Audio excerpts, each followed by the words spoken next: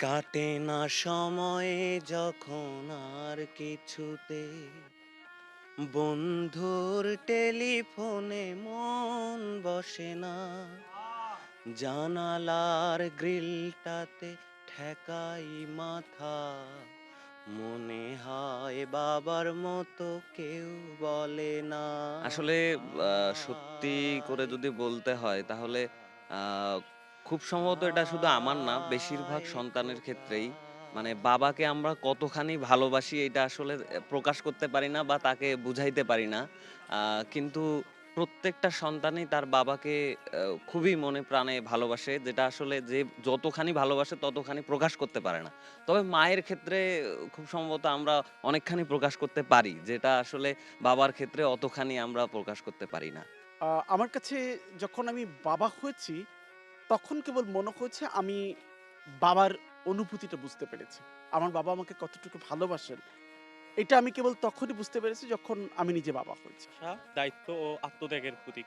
আসলে বাবা হচ্ছে বটবৃক্ষর মতন। যার বাবা নাই সে কিন্তু বাবার মর্মটা বোঝে। আমাদের সেই ছোট থেকে শুরু করে আজ পর্যন্ত বাবার যে অবদান আমরা কখনোই ভুলতে পারবো না। আমরা এখনো যখন ক্যাম্পাসে থাকি তখন সারাদিনে যদি ফোন না দেয়, রাতে কিন্তু অবশ্যই ফোন দেয় যে, "কি খবর? কি করতেছিস? পড়াশোনা হচ্ছে কিনা?" এই যে খবর। আর হচ্ছে এই বাবার যে অকৃত্রিম ভালোবাসা এগুলো আমরা কখনোই ভুলতে পারবো না এবং বাবা দিবসে আ সকল বাবাদের প্রতি শ্রদ্ধা রইলো এবং ভালোবাসা রইলো। আজকে বৃদ্ধাশ্রমগুলো কেন গড়ে উঠেছে? এই গড়ে উঠবার পেছনে আসলে আমরা দায়ী। আমি কেমন করে আমার মায়ের সাথে আচরণ করছি, আমার বাবার সাথে আচরণ করছি, এটা আমার সন্তান দেখছে। যদি আমার কাছ থেকে নাও দেখে, সে আমার প্রতিবেশীর কাছ থেকেও শিখছে, আমার সমাজ থেকে শিখছে।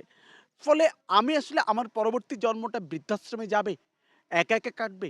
এই শিক্ষাটা আসলে সোসাইটি থেকে এবং পরিবার থেকেই আমরা শিখি। ফলে আমার সন্তানের কাছে আমার প্রত্যাশাটা হচ্ছে খুব করে এরকম যে সে মানুষ হয়ে উঠুক। আমাকে খুব করে সার্ভ করতে হবে। আমাকে বুড়ো বয়সে আ সে তার ভালোবাসা দিয়ে আমাকে পরিপূর্ণ করবে। এরকম প্রত্যাশা আমার খুব একটা নেই। আমার প্রত্যেক বাবাই আসলে চায় তার সন্তান পরিপূর্ণ হয়ে উঠুক। সে যেটাই হোক না কেন, সে বড় হোক, সে অনন্য হোক, সে মানুষ হোক, এইটাই প্রত্যাশা। আমার এমন কোনো প্রত্যাশা নেই যে ও বড় হয়ে আমাকে অর্থ দেবে, আমাকে বৃত্ত দেবে এবং আমার ধারণা কোনো সন্তানই কোনো বাবাই তার সন্তানের কাছে তেমনটি প্রত্যাশা করেন না। যদিও কখনো, কখনো তাদের শেষ জীবনে গিয়ে কখনো, কখনো তাদের দ্বারস্থ হতে হয়, তাদের উপরে ভর করতে হয়। এটাও এক ধরনের নিয়তি এবং এটা তো আসলে একটা চক্র। আমি যেমন করে আমার সন্তানকে ছোটবেলা থেকে তার পায়খানা